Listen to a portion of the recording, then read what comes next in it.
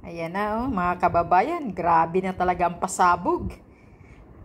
Grabe ang pagbukilya. Binubuking na talaga ni Senator Amy Marcos ang kapatid niyang cocaine addict.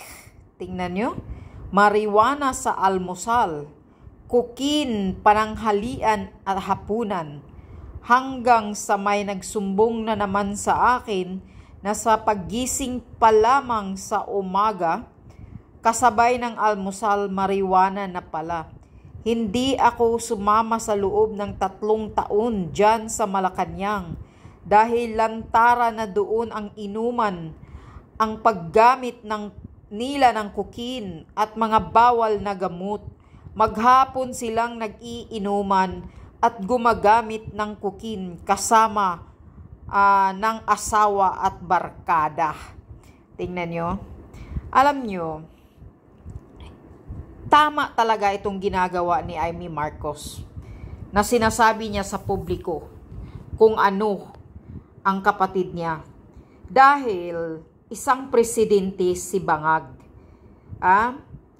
Itong lahat nangyayari sa bansa natin, korupsyon, kung ano-ano pang mga nangyayari, lahat ng kriminalidad, patayan, o kung lahat-lahat na, you mention it.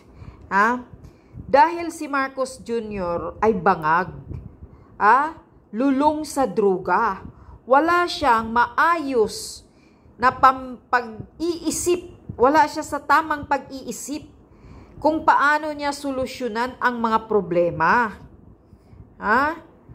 Kaya tama itong ginagawa ni Amy. Kayong mga tanga na mga loyalista, na sinasabi ninyo na si Amy ay traidor sa kapatid niya, Judas si Amy sa kapatid niya. Hoy, mga bubo, gisingin naman ninyo yung utak ninyo, baka nakapagkukin din kayo. Mga putang ina ninyong loyalista kayo na mga tanga.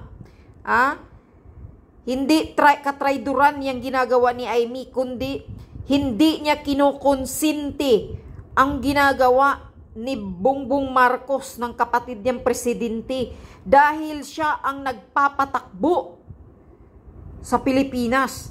Siya ang leader. Apektado tayong lahat. Apektado ang 120 million na mga Pilipino. Apektado tayo. Dahil hindi matino ang utak ni Marcos Jr. Hindi yan pagguhudas ni Amy sa kapatid niya. Kundi ayaw niyang konsintihin dahil tayo ang biktima. Tingnan nyo ang korupsyon. Sinusubuan lang. Yung nga sabi ni Amy Marcos. Sinamantala ang pagka-drug addict niya. Nakakaawa. Pero yan ang tama na ginagawa ni Amy. Kayo ang hindi kayo nakaintindi kasi. Hindi ordinaryong tao si Marcos Jr. Siya ay presidente. Sa lahat ng pag-iisip niya, kung na hindi siya matino, kaya nga gusto niya lang isalang tayo sa gira sa China. Dahil hindi na matino yung pag-iisip niya. Hindi siya makapag-isip ng maayos na balansi. Yan ang katotohanan. Kaya yung ginagawa ni Amy Marcos, yan ang tama. Hindi naman ordinaryong na wala, lang siya, yung drug addict lang nasa kanto. Iyan. Yung halimbawa, nagkukin lang to si Marcos Jr., tapos hindi siya presidente, tapos binukilya ni Amy, iyan ang masasabi ninyo na Judas si Amy, nagtraidor sa kapatid, nagginaganyan. Pero ito, ibang usapan ito, mga tanga na mga loyalista huwag kayong magpabangag-bangag din yung utak ninyo. Nakakukin din kayo? Presidente ang binukilya niya dahil tayo, 120 million na mga Pilipino ang biktima sa hindi maayos, hindi maganda ang pagbalansi ng utak ni Marcos dahil sa kukin. Tingnan nyo, Cooking, pananghalian at hapunan. Gumagamit daw ng 4 na bisis si Marcos isang araw. Tapos sasabihin niya pa na hindi nagtatrabaho siya, binabasa niya yung GAA report. Paano napasok yung mga insertion na binabasa doon niya. Ulul! Paano ka pa makapag-isip, makapagtrabaho? Kaya sinasamantala ka dahil isa kang durugista. Yan yun, Marcos Jr. ang nangyayari ngayon. Kaya nga ang sabi ko, mag-resign ka na. Hindi mo pa ba naintindihan yung sinasabi ng kapatid mo? Amy? Umuwi ka na. Magparehab ka. At saka yung sinasabi ni Amy na hindi nyo ba napapansin na yung magsasalita siya, iba na? Diyos ko, Amy, pansin na pansin namin yan. Nakakahiya. Nakakagalit yung salita niya na wala talaga sa matino na utak. Iba-iba na yung pinagsasabi o minsan nagkabulul-bulul. Kaya wag niyong tirahin at sabihin na hudas at traidor si Amy sa ginagawa niya ngayon na pagbukilya sa kapatid niya. Yan ang tandaan ninyo, isipin ninyo, isaksak niyo yan sa mga bubo niyong utak na presidente ang kapatid niya.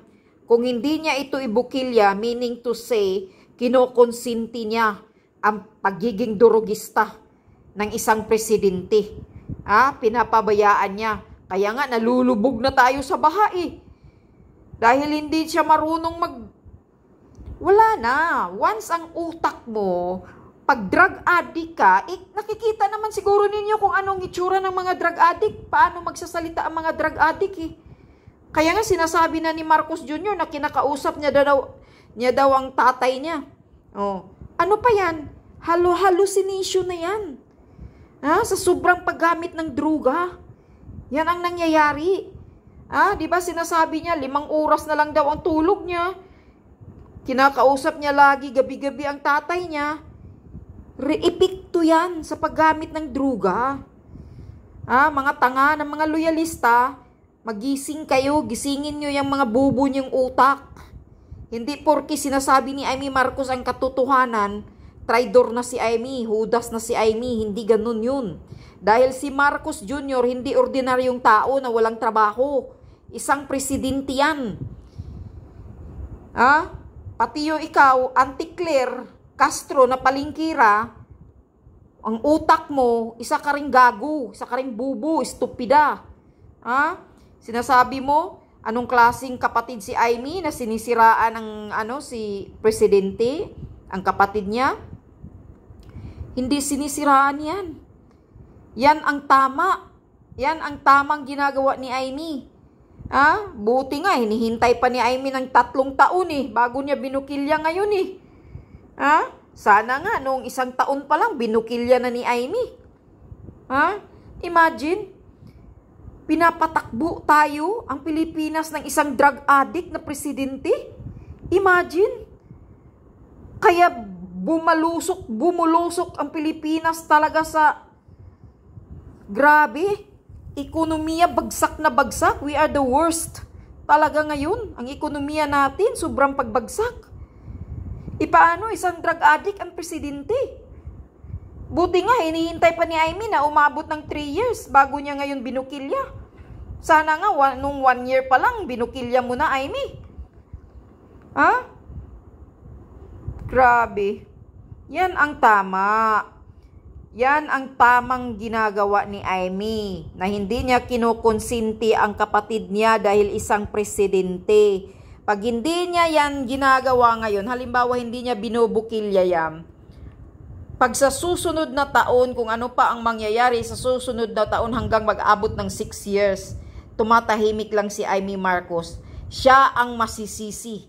Dahil siya ang kapatid at alam na alam niya ang estado ng utak ng kapatid niya. Yan ang katotohanan. Tama lang yan ginagawa ni Amy. Doon sa mga loyalistang mga bulag, mga bingi, nagbulag-bulagan, mga wala kayong kwintang tao.